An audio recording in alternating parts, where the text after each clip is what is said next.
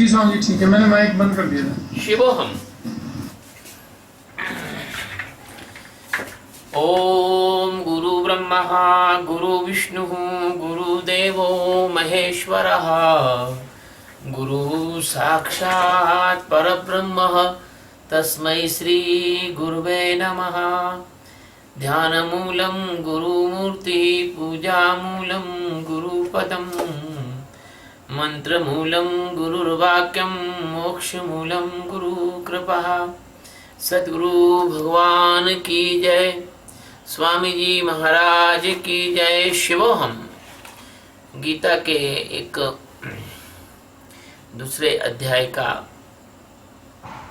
ये 26वां श्लोक है और इस श्लोक में सामान्य व्यक्ति के लिए तो ये देखने में आता है कि यह श्लोक एकदम सरल है, लेकिन ज्ञान के दृष्टि से यह भी बड़ा महत्वपूर्ण है और ये गुप्त संदेश अपने आप में छुपाए हुए हैं। श्लोक है, अथ चैनम नित्य जातम नित्यं वा मन्यसे मृतम तथापि त्वं महाबाहो नैवं सोचतु मर्हसि।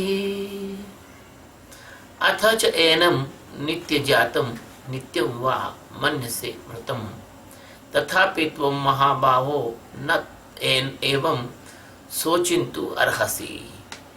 इसका मतलब यह हुआ कि अथ यानी किंतु, च यानी और, तू तुम यानी तू, एवं यानी इस आत्मा को, नित्य जात से सदा जन्मने वाला, वह तथा सदा मरने वाला, मन्य से यानी मानता है, तथापि तो भी महाबाहो, इसलिए फिर भी महावीर महाबाहु है ना, अर्जुन बलवान अर्जुन, इस प्रकार भी तुम सोच करने योग्य नहीं।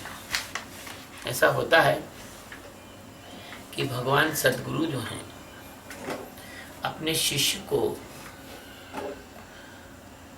हर तरह से चारों तरफ से समझाते हैं, हर तरह से उसको समझाते हैं। कोई भी ऐसी कोई भी जगह खाली नहीं देते, ऐसा कोई कोना भी खाली नहीं रहने देते जहाँ कि वो शिष्य के अंदर अज्ञान कहीं छुप कर रह जाए। उसको पूरा का पूरा जो है ना निर्मल कर देते हैं, उसको पूरा का पूरा साफ कर देते हैं, दाएं से बाएं से ऊपर से नीचे से आजू से बाजू से सब तरह से समझाते हैं। तो ये जो श्लोक है जो आज अपने सामने है, इस श्लोक में भगवान सद्गुरु अर्जुन को उसी की जो पुरानी धारणाएं हैं, उसकी जो पुरानी मान्यता हैं, उसके पुराने जो मापदंड हैं, उसके अनुसार भी उसको समझा रहे हैं।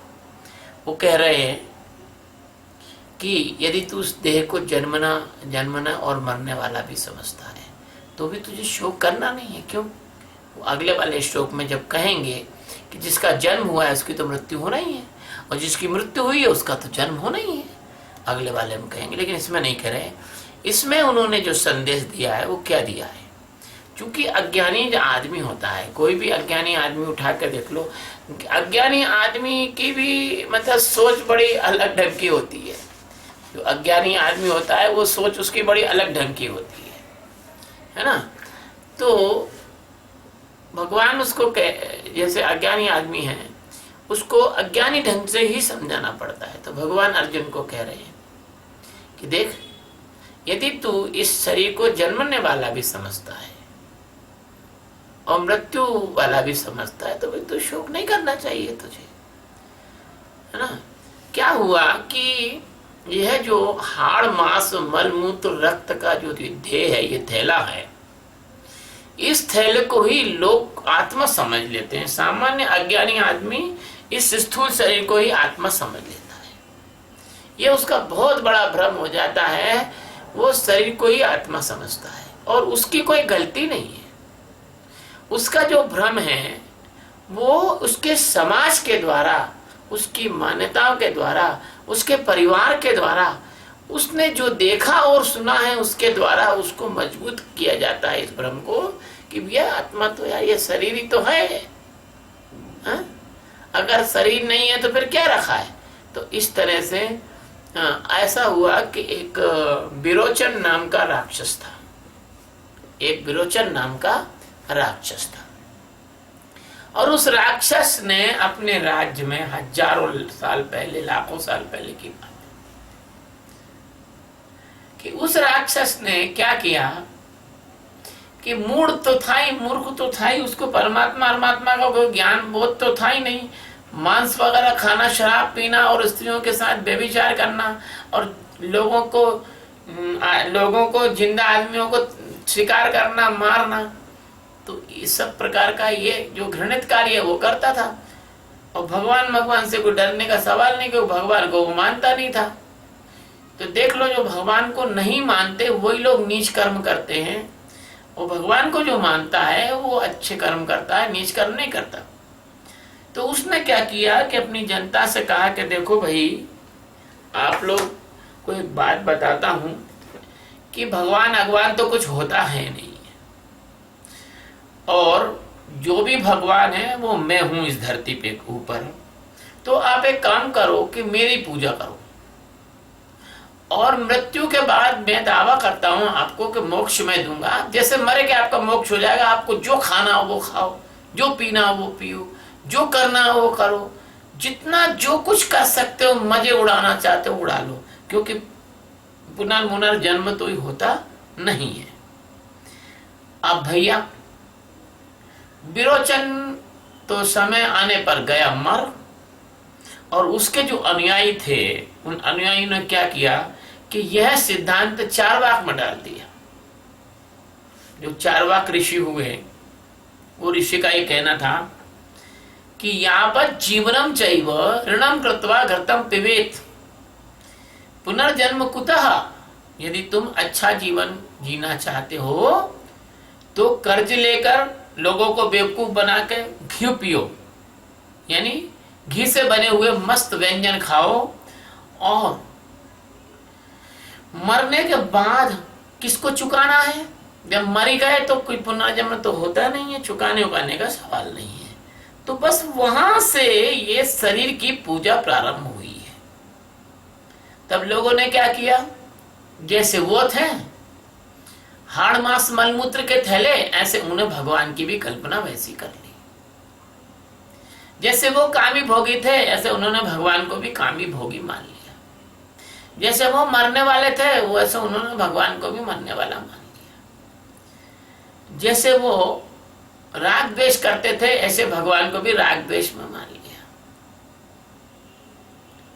जैसे उनके खुद के नित्य कर्म थे, ऐसे उन्होंने भगवान को भी वही नित्य कर्म करने वाला मान लिया। और जो सत्य भगवान थे, सत्य नारायण थे, असली भगवान थे, जो सब में होकर सबको जानने वाले भगवान थे, जो आत्म स्वरूप वाले भगवान थे, वो आत्म स्वरूप को उन्होंने बिल्कुल एकदम 100% उपेक्षित कर दिया। उसके बारे में उन्होंने कोई ध्यान देने की आवश्यकता नहीं समझी। तो यह जो सिद्धांत है, ये विरोचन का सिद्धांत आ गया कहाँ? चारवाक में आ गया। अब यह चारवाक से नास्तिकवाद चला, यहां से नास्तिकवाद चला, और आज भी इस पृथ्वी में नॉन बिलीवर्स की संख्या है, बहुत ज्यादा है, जो परमात्मा को नहीं मानते, किंतु वो शरीर को बहुत मानते हैं। शरीर को सजाना, संवारना, लिपस्टिक, लाली, क्रीम, पाउडर, शरीर के ऊपर पुरुष की भी चिपस्टिक आती है, पुरुष के भी क्रीम पाउडर आते हैं, पुरुष भी बड़े सस्ते हैं, समर्थ हैं, अंगराग, सुगंध वगैरह, सेंट, परफ्यूम सब लगाते हैं। जितना ये शरीर को सजाने, संवारने, संभालने, खिलाने, पिलाने, व्यायाम, कसरत, योगा वगैरह करने में लगाते हैं। जैसे विदेशों में मैंने देखा, अमेरिका वगैरह में मैंने देखा कि लोग सुअर का मांस भी खा रहे हैं और ध्यान भी कर रहे हैं साहब। कुछ 1-2 आदमी थे, वो ध्यान करते रहे, और मेरे से पूछा भाई, उसने कहा तो सुअर का मांस खाता है। तो मैंने मन में सोचा, सुअर का मांस खा रहे हो, ध्यान कर रहे हो, पाड़े का मांस खा रहे हो, ढोर का मांस खा रहे हो, गाय का मांस खा रहे हो, शराब पी रहे हो, तरह तरह के नशे कर रहे हो, बहुत सारा व्यभिचार कर रहे हो। तो मैंने मन में सोचा, इनको क्या यार, जिंदगी भर भी ध्यान करें तो इनको परमात्मा का बोध नहीं हो सकता। कि आंखों में तो अंधे हो गए, और तुम्हारी आंखों के ऊपर में 100 वाट का बल्ब घुमाऊं वो दूर, तो तुमको दिखना है नहीं, थोड़ी थोड़ी गर्मी लग सकती है, तुम कह रहे गरम गरम क्या है इधर पास में। ऐसे इन लोगों को परमात्मा मिलना तो है नहीं है, स्पष्ट बात है। लेकिन इनको क्या लगता है, थोड़ी थोड़ी शांति लगती है, हाँ यार ध्यान करा थोड़ी शांति, लेकिन परमात्मा मिलना नहीं। जैसे ही ध्यान से उठे वैसे इनको लगी जोर से भगाभग भूख, और फिर वो मांस के टुकड़े वगैरह खाने लगे, तले भुने न जाने कैसे ढंग के खाते हैं ये। तो कहने का मेरा तात्पर्य है कि शरीर को सजाने संवारने और खिलाने पिलाने, और जरा सी तकलीफ हो गई, जरा सा दर्द होगा, अरे चलो भाई सोनोग्राफी कराएंगे, चलो कार्डियोग्राफी कराएंगे, चलो फ्लानिग्राफी कराएंगे, चलो पैथोलॉजी लैब में चलो ये कराओ वो कराओ। शरीर में इतना ध्यान इनका, मूर्खों का, इनको पता नहीं है शरीर तो एक निश्चित, तुम्हारे काका की बाप की दम नहीं है, तुम इस शरीर को संभाल लो। बाल सफेद हो जाते हैं, दांत निकल जाते हैं, न तो कोई बालों को सफेद बाल होने से रोक सकता है, ना दांत निकलने से रोक सकता है, और ना झुर्री चेहरे पे आने से रोक सकता है, शरीर पे आने से रोक सकता है, और ना कोई मृत्यु आने से रोक सकता है। लेकिन इनको इतनी समझ नहीं है ना समझो को कि जिस शरीर के बाहर भी कोई चीज हो सकती है, शरीर के अंदर भी कोई चीज हो सकती है, और शरीर की क्रियाओं का कोई साक्षी हो सकता है, अंदर कोई जानने वाला हो सकता है। और भैया ये तो कुछ मानते नहीं, क्यों कि इनको जो विषयों की चाट लग गई है, वो विषयों की चाट इनकी जाती नहीं। एक शराबी शराब पीकर घर आ रहा था, रास्ते में एक संत मिल गए, संत से बोलता भगवान दूर रहना मेरे से। संत ने कहा क्या क्या हुआ? बोले मैं शराब पिए हूं। संत ने कोई बात नहीं, शराब पिए हो, बच्चा लेटर में मतलब सना हुआ बच्चा भी दौड़ के माँ की गोद में आके बैठ जाता तो माँ उससे कोई घृणा करती? हाँ बोलो, शराब पियो तो क्या हुआ बोलो। बोले गुरुजी मेरी आज गलती हो गई, मैं कल सुबह देखना, कल सुबह आऊंगा आपसे दीक्षा लूंगा, कभी भी शराब नहीं पीऊंगा। समय बीता, दूसरे दिन गुरु महाराज आश्रम में बैठे रहे, वो शराबी आए नहीं। फिर शाम के समय वो शराबी वहां से शराब पी के निकलता उनके आश्रम के सामने से। गुरु महाराज ने क्या हुआ? अरे गुरु जी अब आज ठीक है, अब मैं कल जरूर आऊंगा, आज तो मैंने गलती से पी ली है। ऐसे जीवन में ये जानते हुए भी कि ये शरीर जो है नश्वर है, परमात्मा इससे कुछ अलग है, लेकिन जानते हुए भी अंदर से तुम्हें ये विश्वास दिला देता है ये मन कि नहीं नहीं सब परमात्मा कुछ नहीं है, और मजे करो, देखा जाएगा जो होगा।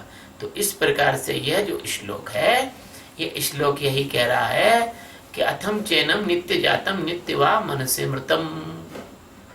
यदि तू इसको ऐसा भी मानता है कि ये मरने वाला है और जन्म लेने वाला है, अगर तू ऐसा भी मानता है, और तू ऐसा भी मानता हो कभी कि आत्मा कुछ नहीं होती, जो कुछ होता है ये शरीर भी होता है, शरीर ही होता है, तो भी तुझको शोक नहीं करना चाहिए, क्योंकि फिर भी तू शोक करने योग्य नहीं है।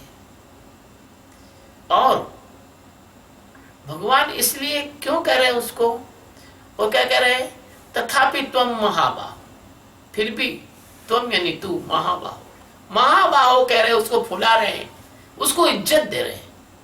क्या अर्जुन या कोई जीव अस्तित्व से ज्यादा ताकतवर हो सकता है? कभी नहीं हो सकता। एक बार क्या हुआ, मिस्र देश में एक आदमी बहुत बलवान था। वो इतना बलवान था कि हाथी के सिर में मुक्का मार देता तो हाथी जमीन में बैठ जाता था। दो दो घोड़ों को अपनी कांख में दबाकर वो जो है 4-5 किलोमीटर तक दौड़ जाता था। वो इतना बलवान था कि पेड़ में लात मार देता था, पेड़ टूट जाता था। एक बार वो जंगल से गुजर रहा था, महाबाहो था वो, महाबाहो, जिसको आजकल की भाषा में जिसको कि वो कहते हैं दबंग कहते हैं, या कहते बाहुबली बोलते हैं, बाहुबली। तो ऐसा था वो। तो वो गुजर रहा था, तो गलती से क्या हुआ कि एक लकड़हारा एक बड़ा सारा जो पेड़ था उसको काट के, आधा अधूरा काट के थोड़ा, और घर चला गया था। सोचा था अब कल बाकी का काटूंगा। तो वो गुजर रहा था, उसने कटा वो पेड़ देखा नीचे से, तने के नीचे से, जड़ के पास से। उसने सोचा कि क्यों ना मैं इस पेड़ को गिरा दूं, ताकि वो बेचारा आएगा तो वो ले जाएगा। उसने अपनी ताकत, और देखो आप बच्चे लोग जब वो बरसात के दिनों में या इधर घूमते हैं तो छोटे छोटे पौधे लगे रहते हैं, तो लकड़ी से उनको पौधों को मारते काटते हुए चले जाते हैं, पौधे गिरते, पौधे खट खट कट जाते हैं, वो लकड़ी, छोटी सी लकड़ी का टुकड़ा लेके और पौधों को काटते हुए जाते हैं। ऐसे ही उसको खुजली चली कि वाह, अब जरा अपन गिरा देते हैं, अपन तो बड़े ताकतवर हैं। और उसने उस पौधे को नीचे से, उस पेड़ को नीचे से वहां जा कटा है, वहां से दोनों हाथ डाल के पकड़ा, उठाने के लिए, ऊपर की तरफ तोड़ने के लिए। अब संयोग से वो पेड़ टूटा, और टूटने के बाद वो पेड़ जहां कटा था उसके दोनों हाथों के ऊपर गिर गया।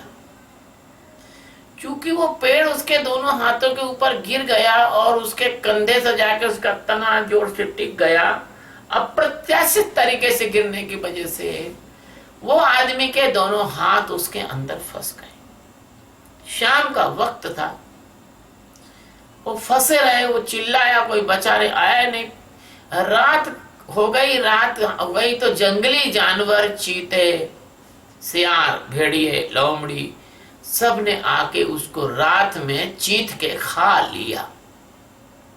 उसको चीथ कर मतलब उसको खींच खींच के उसके मांस के टुकड़े और उसको शरीर को छत विच्छत करके खा लिया। ऐसी दर्दनाक उसकी मृत्यु हुई। पर मनुष्य ऐसा नहीं जानता। मनुष्य ये सोचता है कि नहीं नहीं, भगवान भगवान कुछ होता नहीं, और मेरा जन्म हुआ है और मैं तो अरे बादशाह हूं। मेरी तो वो मृत्यु के छोड़ो, वो तो मृत्यु के बारे में भी नहीं सोचता। वो तो आज और इस वक्त उसको शरीर में जो चाहिए, जैसा भोजन करना है वैसा भोजन करेगा, जैसा बोलना है वैसा बोलेगा, किसी को सताना है सताएगा। वो तो अपने हिसाब से ही उसका जीवन जिएगा। यह अज्ञानियों का जीवन इसी ढंग के का होता है। एक नया दृष्टांत मैं देना चाहूंगा। मेरी एक शिष्या विदेश में ध्यान करती है, नाम नहीं बताऊंगा। नियमित रूप से 3:30 बजे सुबह उठ के वो ध्यान करती है, और उसके लिए मुझे भी देर रात तक थोड़ा जगना पड़ता है।